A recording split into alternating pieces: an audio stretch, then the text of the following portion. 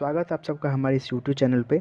तो आज हम एक इस वीडियो में अक्टूबर के पहले वीक से जितने भी इम्पोर्टेंट करंट अफेयर्स से क्वेश्चन बने हैं वो हम डिस्कस कराएंगे। इस वीडियो में आपको 30 से भी ज़्यादा करंट अफेयर्स के मोस्ट इम्पोर्टेंट क्वेश्चन देखने को मिलेंगे और ये सभी क्वेश्चन आपके आने वाले एग्जाम में डेफिनेटली पूछे जाएंगे।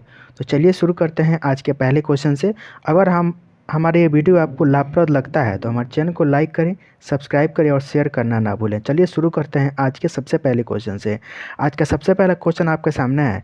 विश्व बैंक के अनुसार 2024 में भारत की जीडीपी विकास दर कितनी रह सकती है? तो आपको बताना है कि वर्ल्ड बैंक के अनुसार भारत की जीडीपी विकास दर कितनी रहेगी। तो इसका सही आंसर हो जाएगा ऑप्शन नंबर बी, 6.3%। आपको याद रखना है 6.3% रह सकती है।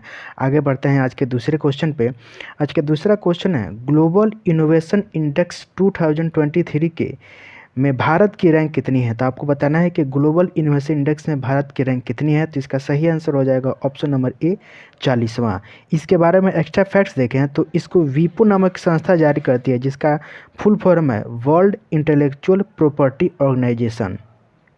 और इस इंडेक्स में टॉप देश रहा है स्विट्जरलैंड। तो आपको स्विट्जरलैंड का नाम याद रखना है टॉप कंट्री में, और भारत का रैंक 40वां आपको याद रखना है। आगे बढ़ते हैं आज के अगले क्वेश्चन पे। आज का अगला क्वेश्चन है, एशियन गेम्स में स्वर्ण पदक जीतने वाली पहली भारतीय जेवलिन थ्रोअर कौन बनी है? तो आपको बताना है कि पहली महिला भाला फेंक खिलाड़ी कौन बनी है जो कि एशियन गेम्स के इतिहास में भारत के लिए स्वर्ण पदक जीती हुई है। तो इसका सही आंसर हो जाएगा option number A, Parul Chaudhary. Parul Chaudhary ने भारत के लिए स्वर्ण पदक जीता हुआ है। और आपको ये भी जानना है कि नीरज चोपड़ा जो कि एक भाला फेंक खिलाड़ी हैं, उन्होंने भी एशियन गेम्स जो कि इस साल चीन में चल रहा है वहाँ पर स्वर्ण पदक जीत लिया हुआ है। तो आपको याद रखना है नीरज चोपड़ा और पारुल चौधरी दोनों जेवलिन थ्रोअर हैं और इन्होंने स्वर्ण पदक एशियन गेम्स में जीता हुआ है। आगे बढ़ते हैं आज का अगले क्वेश्चन पे। आज का अगला क्वेश्चन है, एशियन गेम्स के इतिहास में तीरंदाजी प्रतियोगिता में स्वर्ण पदक जीतने वाले स्वर्ण पदक किसने जीता है? तो आपको बताना है कि एशियन गेम्स के इतिहास में स्वर्ण पदक किसने जीता हुआ है भारत के लिए। तो इसका सही आंसर हो जाएगा ऑप्शन नंबर सी, ए और बी दोनों, ज्योति सुरेखा और ओजस देवतले। और इन दोनों की जोड़ी ने एशियन गेम्स से भारत के लिए स्वर्ण पदक जीता हुआ है। आगे बढ़ते हैं आज के अगले क्वेश्चन पे। आज का अगला क्वेश्चन है, 2023 का शास्त्र रामानुजन पुरस्कार किसे दिया गया? तो इसका सही आंसर हो जाएगा रुक्सियाक झांग। और आपको ये भी याद रखना है कि ये पुरस्कार श्रीनिवास रामानुजन के नाम पर दिया जाता है। तो इसका सही आंसर ऑप्शन ए, रुक्सियाक झांग हो जाएगा। आगे बढ़ते हैं आज के अगले क्वेश्चन पे। हाल ही में वैज्ञानिकों ने आठवां महाद्वीप खोजा है जिसका नाम क्या रखा गया है? तो आपको बताना है कि वैज्ञानिकों द्वारा आठवें महाद्वीप का नाम क्या रखा गया है। तो इसका सही आंसर हो जाएगा ऑप्शन ए, जीलैंडिया। हालांकि इसको मान्यता भी नहीं मिली है लेकिन इसका नाम जीलैंडिया रखा गया है और इसको वैज्ञानिकों ने आठवें महाद्वीप के तौर पे खोजा हुआ है। आगे बढ़ते हैं आज के अगले क्वेश्चन पे। आज का अगला क्वेश्चन है, लद्दाख में दुनिया का सबसे ऊंचा फैशन शो मनाया गया, इस शो का नाम क्या है? ये क्वेश्चन इसलिए भी इम्पोर्टेंट हो जाता है कि इतनी ऊंचाई पर विश्व में पहली बार कोई फैशन शो का आयोजन किया गया था और इस शो का नाम रखा गया है उमिलंगा ला और इसको लद्दाख में आयोजित किया गया है। आपको याद रखना है इसका नाम उमिलंगा ला है। आगे बढ़ते हैं आज के अगले क्वेश्चन पे। आज का अगला क्वेश्चन है, पीटीआई यानी प्रेस ट्रस्ट ऑफ इंडिया के नए अध्यक्ष कौन बने हैं? तो इसका सही आंसर हो जाएगा ऑप्शन नंबर सी, के शांता। आगे बढ़ते हैं आज के अगले प्रश्न पे। मालदीव्स के नए राष्ट्रपति कौन बने हैं? तो जैसा कि आपको पता है कि मालदीव्स में अभी राष्ट्रपति का चुनाव हुआ था और वहाँ पर इब्राहिम मोहम्मद सोलिह को हराकर मोहम्मद मोइजू ने राष्ट्रपति पद का चुनाव जीत लिया हुआ है। तो इसका सही आंसर हो जाएगा ऑप्शन ए, मोहम्मद मोइजू। आगे बढ़ते हैं आज के अगले क्वेश्चन पे। एशियन गेम्स के 3000 मीटर स्टीपल चेस प्रतियोगिता में पदक जीतने वाले पहले भारतीय कौन बने हैं? तो आपको बताना है कि 3000 मीटर के स्टीपल चेस प्रतियोगिता में पदक जीतने वाले पहले भारतीय कौन बने हैं? तो इसका सही आंसर हो जाएगा अविनाश साबले। और अविनाश साबले को 2022 में भी अर्जुन अवार्ड भी मिला था। तो आपको ये भी याद रखना है, सही आंसर अविनाश साबले हो जाएगा। आगे बढ़ते हैं आज के अगले क्वेश्चन पे। आज का अगला क्वेश्चन है, लार्सन एंड टोब्रो कंपनी के नए अध्यक्ष कौन बने हैं? तो लार्सन एंड टोब्रो कंपनी के अभी तक अध्यक्ष थे एम नाइक, लेकिन अब इनके जगह पर एस एन सुब्रमण्यम ने पदभार ग्रहण कर लिया है। तो इसका सही answer option C, S N Subramaniam हो जाएगा। आगे बढ़ते हैं आज के अगले क्वेश्चन पे। एशियन गेम्स के इतिहास में भारत के लिए पहला पदक जीतने वाली गोल्फर कौन बनी है? तो आपको बताना है कि एशियन गेम्स के इतिहास में भारत के लिए इस साल पहली पदक जीता हुआ है अदिति अशोक ने, जो कि एक गोल्फर हैं। और आपको याद रखना है कि एशियन गेम्स में गोल्फर के तौर पर पहले पदक अदिति अशोक ने ही भारत को दिलाया है। आगे बढ़ते हैं आज के अगले क्वेश्चन पे। आज का अगला क्वेश्चन है, सैफ अंडर 19 फुटबॉल टूर्नामेंट किसने जीत लिया हुआ है? तो आपको बताना है कि सैफ अंडर 19 फुटबॉल टूर्नामेंट को किस देश ने जीता हुआ है। तो इसका सही आंसर हो जाएगा अपना देश भारत। इसका उपविजेता रहा है पाकिस्तान और इसका आयोजक देख रहा है नेपाल। तो आपको ये सारे फैक्ट्स को याद रखना है, सही आंसर अपना देश भारत हो जाएगा। आगे बढ़ते हैं आज के अगले क्वेश्चन पे। आज का अगला क्वेश्चन है, साउथ ईस्ट एशिया का पहला बुलेट ट्रेन किस देश में शुरू किया गया है? तो आपको बताना है कि साउथ ईस्ट एशिया का वो कौन सा देश है जहां पर उस देश में पहली बार बुलेट ट्रेन को चलाया गया है। तो इसका सही आंसर हो जाएगा option number B, Indonesia. Indonesia के जकार्ता से इसका शुरुआत किया गया है और इसका नाम रखा गया है वूस। आप देख सकते हैं वूस, और ये लगभग $7.3 बिलियन का प्रोजेक्ट है। तो आप याद रखना है, इसका नाम वूस है, $7.3 बिलियन का प्रोजेक्ट है। सही answer option number B, Indonesia हो जाएगा। आगे बढ़ते हैं आज के अगले क्वेश्चन पे। आज का अगला क्वेश्चन मोस्ट इम्पोर्टेंट क्वेश्चन है और आपको बताना है कि इनमें से किस राज्य ने हाल ही में पहली बार देश में जातीय जनगणना कराया है। तो इसका सही आंसर हो जाएगा option C, Bihar. Extra facts देख लें तो इस रिपोर्ट में ईबीसी यानी अत्यंत पिछड़ा वर्ग की संख्या लगभग 36%, ओबीसी की संख्या यानी BC1 की संख्या 27%, अनुसूचित जाति यानी SC की संख्या लगभग 20%, ST की संख्या लगभग 1.68% बताई गई है और यहाँ पर UR की जो जनसंख्या है वो लगभग 15.5% बताई गई है, जबकि कुल जनसंख्या 13.07 करोड़ लगभग में है। तो आपको याद रखना है ये सारे फैक्ट्स। UR की यानी ऑन रिजर्व की जो संख्या है वो 15.5% के आसपास बताई गई है और सही आंसर बिहार हो जाएगा। आगे बढ़ते हैं आज का अगले क्वेश्चन पे। आज का अगला क्वेश्चन है और ये वीक नोबल अवार्ड के दृष्टिकोण से भी काफ़ी महत्वपूर्ण रहा है। इस वीक में नोबल में भी विभिन्न क्षेत्रों में अवार्ड दिए गए हैं। तो पहला नोबल अवार्ड हम डिस्कस कर रहे हैं 2023 में चिकित्सा में नोबल अवार्ड किसे दिया गया। तो आपको बताना है कि चिकित्सा का नोबल अवार्ड 2023 में किसे दिया गया। तो सही आंसर हो जाएगा ऑप्शन सी, कैटलीन कराइको और ड्रू वेसनमैन। इनको किस क्षेत्र में दिया गया है?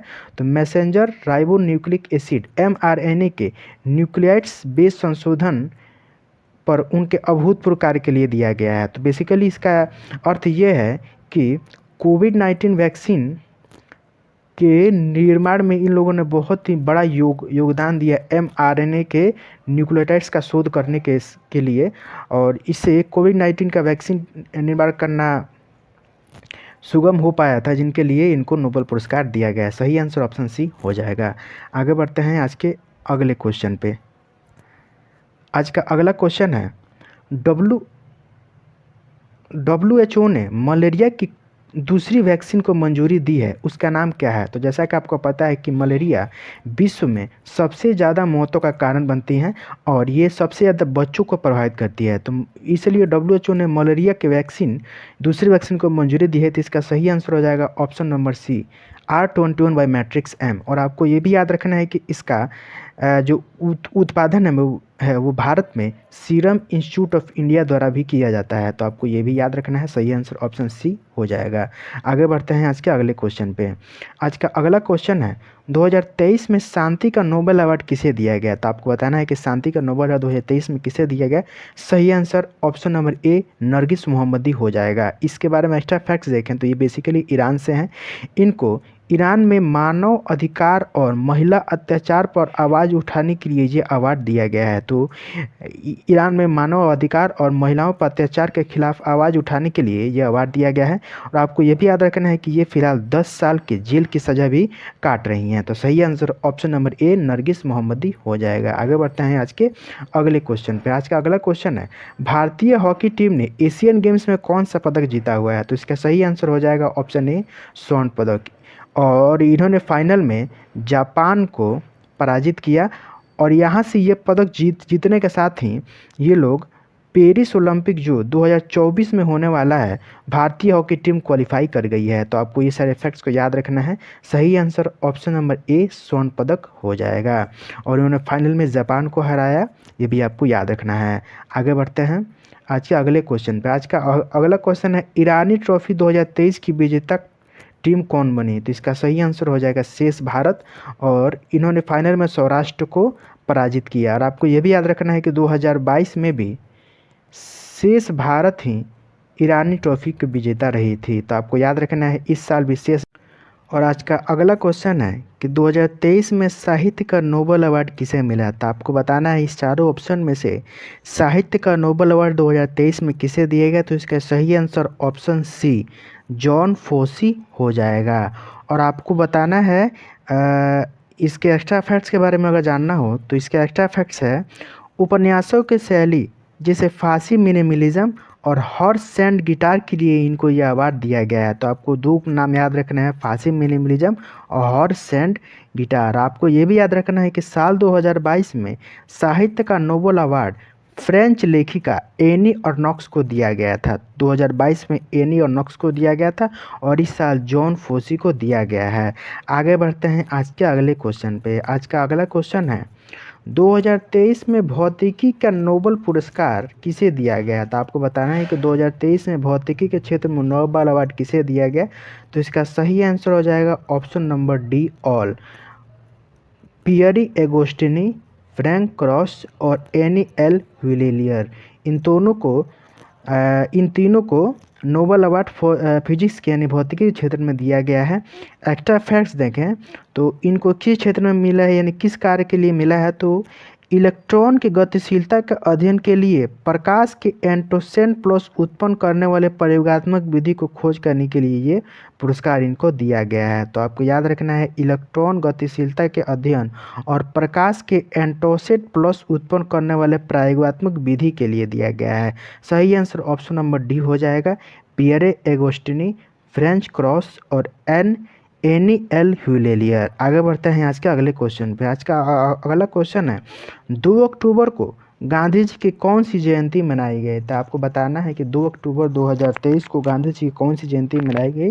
तो इसका सही आंसर हो जाएगा ऑप्शन नंबर डी 154। और आपको ये भी याद रखना है कि 2 अक्टूबर को अहिंसा दिवस भी मनाया जाता है। तो आपको ये भी याद रखना है, सही आंसर ऑप्शन नंबर डी हो जाएगा। आगे बढ़ते हैं आज का अगले क्वेश्चन पे।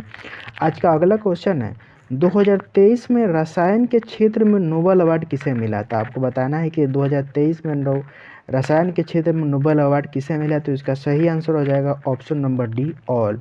मोंगी जी बेवेंडी, लुइस ई ब्रूस और एलेक्सी ई मैकेओ। और इन दोनों को किस कार्य के लिए मिला है? तो क्वांटम डॉट्स के खोज और अध्ययन के लिए ये अवार्ड इनको मिला है। तो सही आंसर ऑप्शन नंबर डी हो जाएगा, क्वांटम डॉट्स के खोज और अध्ययन के लिए ये अवार्ड मिला है। आगे बढ़ते हैं आज के अगले क्वेश्चन पे। आज का अगला क्वेश्चन है भीमराव अंबेडकर की सबसे बड़ी प्रतिमा का अनावरण किस देश में किया जाएगा? तो आपको बताना है कि इनमें से कौन से देश में भीमराव अंबेडकर की सबसे बड़ी प्रतिमा बनाई जा रही है जिसका उद्घाटन 14 अक्टूबर को किया जाएगा। तो इसका सही आंसर हो जाएगा ऑप्शन ए अमेरिका। और इसके बारे में एक्स्ट्रा फैक्ट्स देखें तो इसको अमेरिका के मेरीलैंड शहर में बनाया जा रहा है। इसके वास्तुकार राम सुतार हैं। राम सुतार के बारे में आपको पता होगा कि ये सरदार पटेल की जो स्टैचू ऑफ यूनिटी है उसका भी वास्तुकार राम सुतार ही थे। तो आपको इतना सारे फैक्ट्स को याद रखना है। सही आंसर ऑप्शन ए अमेरिका हो जाएगा। आगे बढ़ते हैं आज के अगले क्वेश्चन पे। आज का अगला क्वेश्चन है 7 अक्टूबर को कौन सा दिवस मनाया गया? तो आपको बताना है कि 7 अक्टूबर कौन से दिवस मनाया जाता है। तो इसका सही आंसर हो जाएगा ऑप्शन ए विश्व कपास दिवस। इसके थीम कभी कभी आपके एग्जाम में पूछ रहता है। तो इसका थीम है making cotton fair and sustainable for all from farm to fashion. ये इसका थीम है। सही आंसर ऑप्शन ए हो जाएगा। आगे बढ़ते हैं आज के अगले क्वेश्चन पे। आज का अगला क्वेश्चन है आईसीसी वर्ल्ड कप 2023 का पहला मैच किसके बीच खेला जाएगा? तो आपको बताना है कि आईसीसी ओडीआई वर्ल्ड कप जिसका आयोजक देश इस साल अपना भारत है का पहला मैच किसके बीच खेला जाएगा? तो इसका सही आंसर हो जाएगा ऑप्शन नंबर बी न्यूजीलैंड और इंग्लैंड के बीच खेला जाएगा। और आपको ये भी याद रखना है कि इसका आयोजन नरेंद्र मोदी स्टेडियम जो कि अहमदाबाद में है वहाँ पर किया गया था। और इसमें विजयी जो देश रहा है वो न्यूजीलैंड रहा है। तो आपको ये सारे फैक्ट्स को याद रखना है। आगे बढ़ते हैं आज के अगले क्वेश्चन पे। आज का अगला क्वेश्चन है अंकटेड के अनुसार 2024 में भारत की जीडीपी विकास दर कितनी रह सकती है? तो आपको बताना है कि अंकटेड ने भारत की जीडीपी विकास 2024 में कितने % आंकी है। तो इसका सही आंसर हो जाएगा ऑप्शन नंबर बी 6.2%। 6.2% भारत की जीडीपी विकास दर रह सकती है।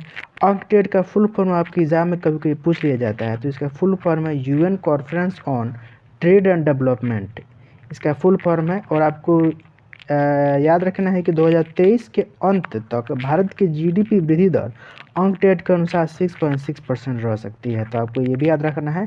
सही आंसर ऑप्शन नंबर बी 6.2% हो जाएगा। आगे बढ़ते हैं आज के अगले क्वेश्चन पे।